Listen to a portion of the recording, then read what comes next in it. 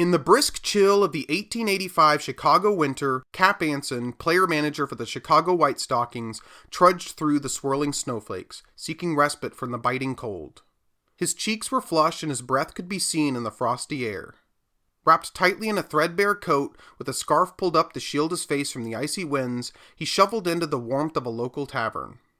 It was lit with flickering candles and gas lamps, accentuating the lively chatter of local patrons. He sat, revealing his worn leather boots caked with slush.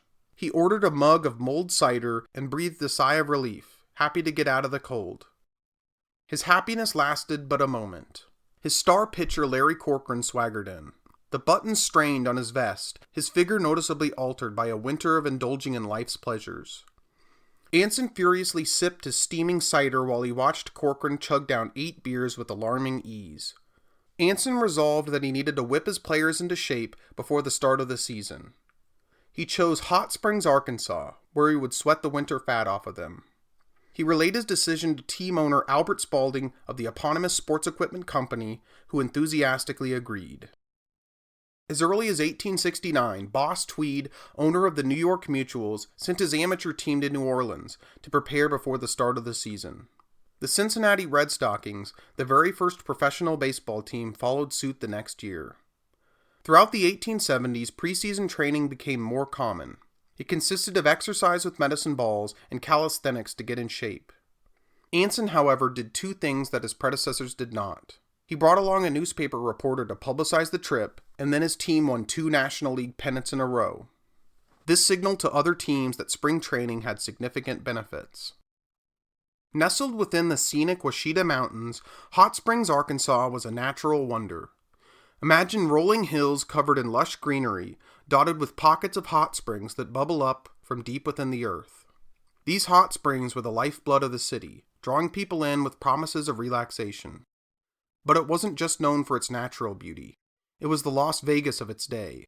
Back in the early 1900s, Hot Springs buzzed with excitement, offering a glamorous escape with gaming, live entertainment, and socializing.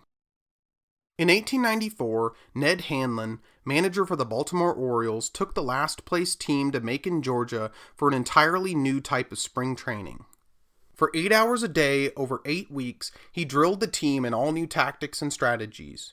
He invented the hit and run, and taught his team the squeeze play, which had just been invented by some students at Yale University just a month prior. He drilled them on the double steal and driving the ball into the ground when the defense was playing deep. The Orioles won the National League pennant that year, and Hanlon would win 4 more over the next 6. His protege, John McGraw, adopted this tough training style for his New York Giants and won 10 National League pennants and 3 World Series. Babe Ruth, the best left-handed pitcher in baseball, was dissatisfied with only playing every few games.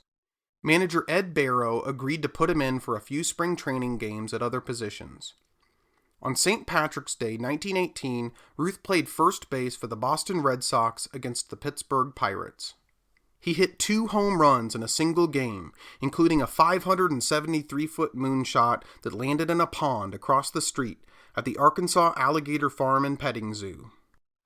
Ruth's electrifying performances began to draw large attendance. Throughout the 1918 season, he was penciled in for more games, as fans wanted to see the power slugger sock dingers. But as hard as he trained during the day, the allure of Hot Springs nightlife was just too much.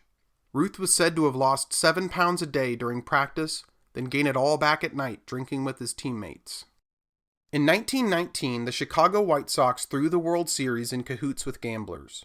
Baseball had lost its integrity, prompting the appointment of Kennesaw Mountain Landis as the first commissioner of baseball. He banned the implicated players, including Leighton Hall of Famer Shoeless Joe Jackson, making it clear that baseball would not tolerate gambling. Hot Springs, Arkansas lost favor in the fallout. Once hailed as the premier destination for spring training, it was now seen as a hotbed of gambling activity. Ruth was traded to the New York Yankees for the following season, and the new manager took the team to Florida, rather than Hot Springs, to distance themselves from the impropriety. In 1915, Wilbert Robinson, manager of the Brooklyn Dodgers, heard that aviator Ruth Law had been dropping golf balls from the sky for a nearby golf course. Seeing a chance for a publicity stunt during their spring training in Florida, Robinson hired Law to drop baseballs instead. However, a mix-up or prank occurred, and Law ended up throwing a grapefruit instead of a baseball. Robinson, expecting a routine catch, was hit on the head by the unexpected fruit, briefly thinking he was gravely injured. Despite the mishap, Robinson emerged unharmed, but the incident left a lasting mark. It led to the term the Grapefruit League to describe one of two spring training locations, where most every East Coast team gathers annually. Teams west of the Mississippi train in the Cactus League, located within the Phoenix metropolitan area. On March 14, 2000, Pedro Martinez pitched 3 perfect innings, then was relieved to preserve his throwing arm. He retreated to the showers between innings, but remained as a spectator for the rest of the game. Over the next 27 batters, the Red Sox pitchers baffled the Toronto Blue Jays. After Boston Red Sox reliever Rod Beck struck out the 27th batter, Joe Siddall informed him that he had just relieved a perfect game. Although statistics are kept during spring training, they are not considered official records. Still, on that fateful day, the impressive pitching performance hinted at the team's potential in the upcoming season. From humble beginnings to a multi-million-dollar industry, spring training remains a vibrant thread in the tapestry of American culture. It evokes nostalgic memories of families visiting with their children during the halcyon days of spring break. For every veteran fighting to hold on to his place in the lineup, there is a rookie eager to prove himself worthy of the big leagues.